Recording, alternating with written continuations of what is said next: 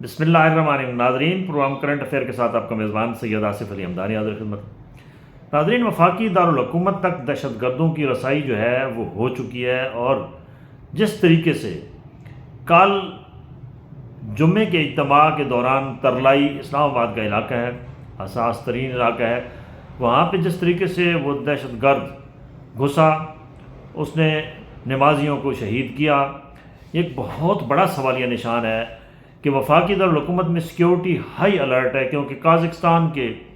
صدر جو ہے وہ 3 روزہ دورے پہ پاکستان میں موجود ہیں، اور وہ اسلام آباد میں ہیں۔ یہ بالکل سمجھ سے بالا تر ہے کہ یہ قدیمی یہ جو امام بارگاہ ہے خدیجۃ الکبریٰ، یہ بہت قدیمی ہے ترلائی میں، اور اس کے اندر جو ہے وہ گنجائش ہے 1000 سے 1500 نمازیوں کی جمعے کے اجتماع میں۔ کل کے جو اعداد و شمار ہیں وہ تقریباً بتایا جا رہا ہے کہ 800 سے 900 افراد جو ہے وہ کل نماز جمعہ کی جو ہے وہ نماز ادا کر رہے تھے۔ دہشت گرد کیسے وہاں پہنچا، یہ ایک بہت بڑا سوالیہ نشان ہے۔ پھر ہماری جو سیاسی پوائنٹ سکورنگ ہے، میں حیران ہوں کہ یہ کس طریقے سے حکومتی وزراء جو ہے وہ لاشوں کے اوپر بھی اپنی سیاست کرتے ہیں۔ کل اس سانحہ کے بعد طلال چودھری جو وفاقی وزیر مملکت ہیں داخلہ، ان کی آپ جو گفتگو سنیں تو اس پہ ماتم کیا جا سکتا ہے۔ وہ فرما رہے ہیں اتنی جلدی ان کو تمام چیزوں کا جو ہے وہ احاطہ انہوں نے کر لیا کہ جی یہ جو دہشت گرد ہے یہ افغانستان گیا تھا، وہاں سے ہے، افغانی نہیں ہے، لیکن افغانستان اس کے آنے جانے کے ان کو ثبوت 2 گھنٹوں کے اندر اندر مل گئے۔ اور پھر مزے کی بات یہ ہے کہ اس کا شناختی کارڈ وہ اس نے بلاسٹ کیا ہے، کوئی چیز نہیں بچی۔ سمجھ لو کہ سینکڑوں کی تعداد میں زخمی ہیں، اور کئی درجن جو افراد ہیں وہ جام شہادت نوش کر چکے ہیں۔ ہسپتالوں کے اندر جو ہے وہ لاش رکھنے کی جگہ نہیں ہے، پیمز ہسپتال اور پولی کلینک میں۔ اور ہمارے وزیر موصوف صاحب فرما رہے ہیں کہ جناب یہ دہشت گرد کا جو دہشت گرد ہے اس کا تمام جو ہے وہ ہم نے سراغ لگا لیا۔ کیا آپ کے پاس اتنی ایڈوانس اگر ٹیکنالوجی ہے تو اس کو روکا کیوں نہیں؟ جب آپ کو یہ اتنا جلدی پتہ چل جاتا ہے کہ وہ پشاور کا رہنے والا ہے، وہاں سے وہ چلا ہے اور یہاں آ کے اس نے بلاسٹ کیا ہے، تو پشاور میں اس کو روک لیتے، رستے میں روک لیتے۔ رستے میں کتنی چیک پوسٹیں آتی ہیں، کوئی اتنا آسان نہیں ہے یہاں پہ سمجھ لو کہ اسلام آباد کے اندر آ کے اس طریقے سے دہشت گردی کرنا، خود کش حملہ کرنا۔ دوسرا پھر جو شناختی کارڈ ظاہر کیا جا رہا ہے، وہ خود جب بلاسٹ ہوا تو کوئی چیز بچی نہیں ہے، اس کے جسم کا کوئی جو ہے اعضاء نہیں بچا، ریزہ ریزہ ہو گیا، وہ لوتھڑے اڑ گئے۔ تو شناختی کارڈ وہ اتنا پاگل تھا کہ وہ جیب میں لے کر گھوم رہا تھا۔ یہ بھی ایک بہت بڑا سوالیہ نشان ہے کہ وہ شناختی کارڈ جو ہے وہ وہاں پہ نمایاں کیا جا رہا ہے کہ یہ شناختی کارڈ اس کے پاس موجود تھا جی، اور جس کی بنا پہ اس نے یہ سارا جو ہے وہ کام کیا۔ اب سوال یہ پیدا ہوتا ہے کہ شناختی کارڈ کا بھی آپ کو پتہ چل گیا، اب آج کی اطلاعات ہیں کہ اس کی فیملی کو بھی حراست میں لے لیا گیا ہے، اور جناب ان کے پورے خاندان کے اندر اس وقت کوحرام مچا ہوا ہے۔ جو دہشت گرد تھا اس کی جو ہے وہ افغانستان سے کڑیاں بھی ملائی جا رہی ہیں، داعش کا بھی اس کو نمائندہ ظاہر کیا جا رہا ہے۔ تو یہ بہت ساری چیزیں جو ہیں یہ مکس کی جا رہی ہیں، جس سے یہ ظاہر ہو رہا ہے کہ یہ جو ہماری حکومت ہے اور یہ جو ہماری اسلام آباد پولیس ہے، اس کی نااہلی ہے کہ وہ حقائق کے برعکس تمام گفتگو بھی کر رہے ہیں اور فگر بھی دے رہے ہیں، کیونکہ جب تک انویسٹیگیشن مکمل نہیں ہوتی اس کے اوپر، جب تک کہ تحقیقاتی ادارے اپنی تحقیق کر کے اس کی مکمل جو ہے وہ صورتحال سے آگاہ نہیں کرتے، تو اس قسم کے بیان دینے سے جو ہے وہ شہداء کے ورثاء کے ہیں وہ زخم تازہ کرنے کے مترادف ہے۔ دوسری جانب ورثاء جو ہیں وہ سراپا احتجاج ہیں کہ وہ کہہ رہے ہیں کہ اہل تشیع کو ہی پاکستان میں ٹارگٹ کیوں کیا جا رہا ہے، وہ چاہے پارا چنار ہو، چاہے وہ بلوچستان ہو جہاں سے قافلے جاتے ہیں زیارات پہ، تو وہاں پہ بھی قتل و غارت ہوتی ہے۔ وہ کہہ رہے ہیں کہ یہ صرف ہمیں ٹارگٹ کیوں کیا جا رہا ہے، ہم 5 سے 6 کروڑ آبادی ہیں اور ہمارے ساتھ یہ ناروا سلوک کئی عرصے سے جاری و ساری ہے۔ اور ان کے جو رہنما ہیں اہل تشیع کے، ان کا یہ کہنا ہے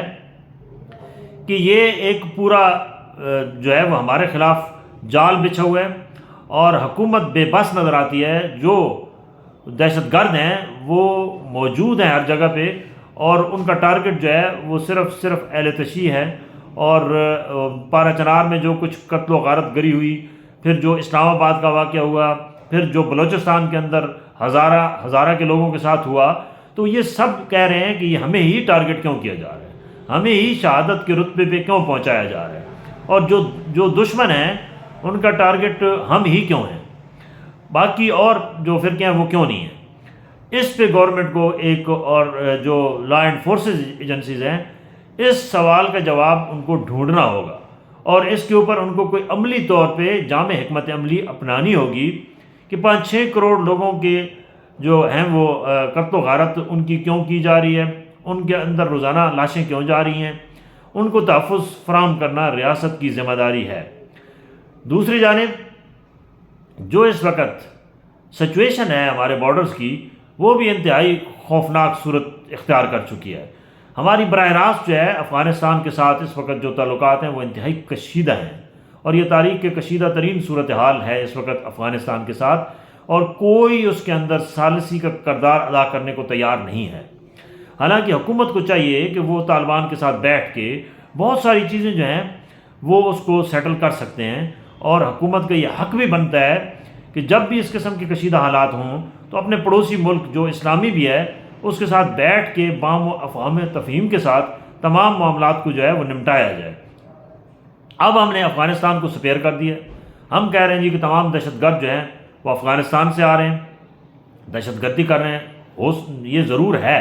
فیکٹر ہے، لیکن اس کو روکنے کے لیے بھی اسی حکومت سے ہی رابطہ کرنا ہوگا، کیونکہ یہ ویسے تو نہیں روکیں گے۔ اگر ہم طالبان حکومت کو اپنا دشمن بنا لیں گے تو بتائیں کہ یہ سلسلہ کون روکے گا؟ ہمیں بین الاقوامی سطح پہ پریشر ڈالنا ہوگا، ہمیں اپنے بھی لوکل جتنے سورس ہیں افغان طالبان کے ساتھ مذاکرات کے لیے ان کو استعمال کرنا ہوگا، اور جب تک ہم دونوں ملک جو ہے وہ بام و افہام و تفہیم کے ساتھ معاملات حل نہیں کریں گے تو دشمن کو تو موقع چاہیے، اور انڈیا تو